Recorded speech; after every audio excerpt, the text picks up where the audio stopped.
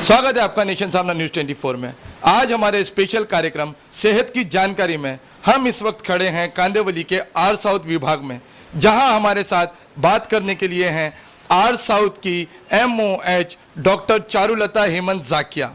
हम उनसे जानने की कोशिश करेंगे कि आखिरकार मॉनसून में कैसी बीमारियां आती हैं और उनके उपाय क्या हैं।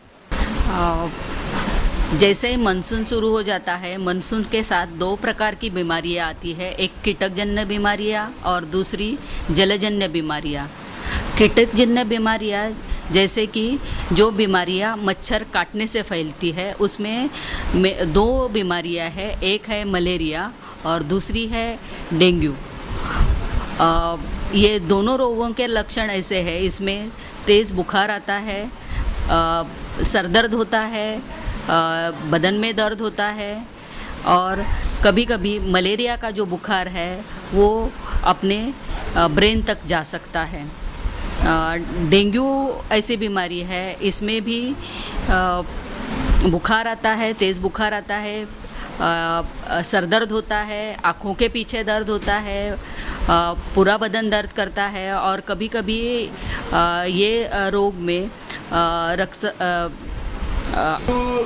इसकी सावधानी के लिए क्या करें और इसके उपचार के बारे में क्या करें।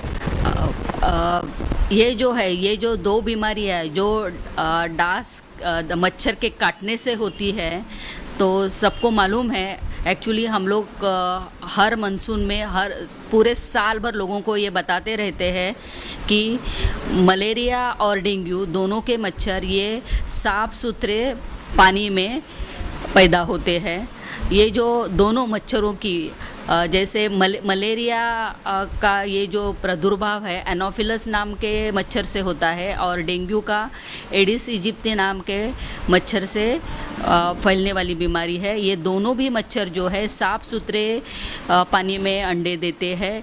इसीलिए हम सब लोगों ने ये जो भी घर में पानी भरा हुआ है वो हमेशा कवर करके रखना चाहिए, या ड्रम है घर में, ड्रम वगैरह है वो कपड़े से बांध के रखने चाहिए ताकि उसके ऊपर मच्छर ना बैठे और वो उसमें अंडा नहीं दे सके। मैम, BMC आने वाले मानसून को लेकर किस तरह की तैयारी कर रही है, खासतौर आपके हेल्थ विभाग में। हेल्थ विभाग में हम लोग फ़िलहाल क्या करना चाहिए, बीमारियां ना बढ़े, बीमारी के वजह से जो मौत होती है वो ना होए, कॉम्प्लिकेशन ना बढ़े, इसलिए हम पहले से ही हमारे पूरे स्टाफ को उसकी जानकारी देते हैं, उनके वर्कशॉप लेते हैं, उनके ट्रेनिंग प्रोग्राम लेते हैं। तो अभी तक हमारे हेड ऑफिस से हमारे सब BMC के जितने भी डॉक्टर्स हैं उनके सबके ट्रेनिंग हो चुके हैं। फिर हमारे जो आरोग्य केंद्र होते हैं उसमें काम करने वाले हमारे ANM और हमारे कम्युनिटी हेल्थ वर्कर, उनको भी हम ट्रेनिंग देते हैं, वो भी ट्रेनिंग हमारे हो चुके हैं। दूसरी बात, ये काम अकेले प्रशासन से नहीं होता है, इसमें हमको लोक प्रतिनिधियों की भी मदद लेनी पड़ती है। इसलिए कल ही हमने लोक प्रतिनिधियों के लिए भी एक वर्कशॉप लिया है कि ये बीमारियों की जानकारी दी है और वो कैसे फैलती है और क्या करना चाहिए, उसके लिए पूरे डिटेल्स उनको बताए हैं। और आज हमने अपना बहुत सारा क्लास ऐसा है कि वो पूरा क्लास BMC के हॉस्पिटल या दवाखाने में नहीं जाता है, लेकिन प्राइवेट सेक्टर में जाता है। इसके लिए आज हमने प्राइवेट प्रैक्टिशनर का भी लेक्चर रखा है, तो उनको क्या करना है उसके लिए गाइडलाइंस देने के लिए हमारे पास टीचिंग हॉस्पिटल से लेक्चरर लोग आ रहे हैं, वो भी उनको बताएंगे कि कौन सी दवाई देना चाहिए, उसका कोर्स क्या है, उसके बारे में जानकारी देंगे। मैम, आने वाले वक्त में यदि ये बीमारी ज़्यादा बढ़ती है तो उसके लिए आपके पास कुछ बैकअप है।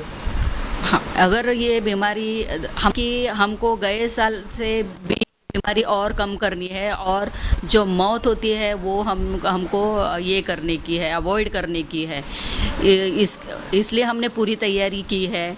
हमारे साथ हमारे पास सफिशेंट मेडिसिन्स अवेलेबल किए गए हैं और हमेशा की तरह हम भी, अगर हमको मालूम पड़ता है किसी भी एरिया में अगर कोई केसेस बढ़ रहे हैं तो हम तुरंत उधर मेडिकल कैंप करके वो बीमारी हम वो टाइम टू टाइम कंट्रोल करने का प्रोविज़न हमारे पास है। दूसरी बात ये है कि हमारे आरोग्य केंद्र में हमारे पास जो कम्युनिटी हेल्थ वर्कर्स है वो डेली सर्वे करते हैं। डेली जो हम उनको फीवर के या उल्टी जुलाब के जो भी केसेस मिलेंगे तो हम उनको गाइड करेंगे कि तुरंत डॉक्टर के पास जाए, और अगर वो तुरंत डॉक्टर के पास जाते हैं और समय पर इलाज होता है तो उनके कॉम्प्लिकेशंस हम कम कर सकते हैं और डेथ कम कर सकते हैं।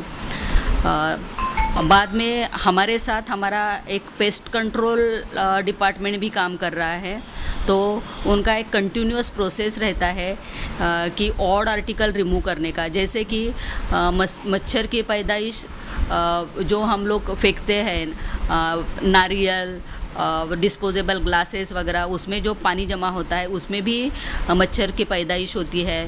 तो ये हमेशा ये रिमूव करने का काम हमारे SWM डिपार्टमेंट वाले लोग भी करते रहते हैं और PCO डिपार्टमेंट वाले लोग भी करते रहते हैं। तो हमको उम्मीद है कि अचानक बीमारियां बढ़ने का संभव बहुत कम है।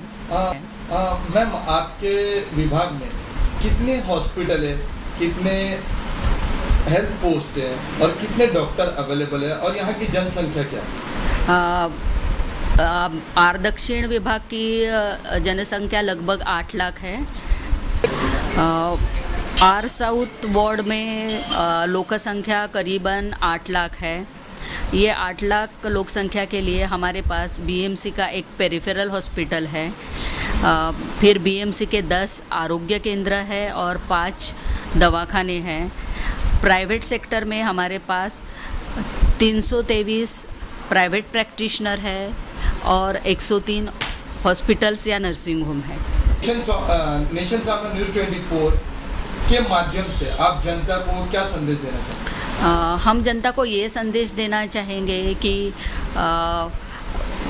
ये पूरे मानसून के सीज़न में आप लोग स्पेशली मलेरिया और डेंगू से बचने के लिए जो है स्लम एरिया में ज़्यादा करके जो लोग छत के ऊपर टायर्स वगैरह रखते हैं जिसमें मच्छर की पैदाइश हो सकते हैं, वो टायर वगैरह मत रखें। जो डिस्पोजेबल कप्स होते हैं या नारियल पानी या ऐसे वो जो इधर उधर फेंकते हैं वो उधर इधर नहीं फेंकना चाहिए, क्योंकि उसमें भी पानी जमा होकर उधर भी मच्छर पैदा हो सकते हैं। फिर भी और घर में अगर मच्छर का ना काटे इसलिए पूरे कपड़े पहनने चाहिए उन्होंने। मलेरिया का मच्छर जो है वो ज़्यादा करके रात को काटता है और डेंगू का मच्छर है वो ज़्यादा करके दिन को काटता है, इसलिए ये आपको सावधानी बरतनी है कि आपको मच्छर ना काटने के लिए पूरे कपड़े पहनने चाहिए या कुछ मॉस्किटो रिपेलेंट लगाना चाहिए। और जो बाकी उल्टी जुलाब जैसी जो बीमारी होते हैं इसके लिए ज़्यादा से ज़्यादा उन्होंने घर में पका हुआ और ताज़ा खाना खाना चाहिए। रस्ते के ऊपर का बिल्कुल नहीं खाना चाहिए, क्योंकि ज़्यादा करके बीमारियां हैं, उल्टी जुलाब हो या पीलिया हो या टाइफाइड हो, ये बीमारियां रास्ते के खाने के ऊपर जो मक्खियाँ बैठती है उसकी वजह से होती है। इसलिए बाहर का खाना कम से कम खाना चाहिए। पानी भी, जो पानी हमको मालूम नहीं है, जो BMC पानी सप्लाई करती है उसमें क्लोरीन डाला हुआ होता है, इसलिए वो पहले से ही निर्जंतुक किया हुआ पानी है, ज़्यादा करके वही पानी पीना चाहिए।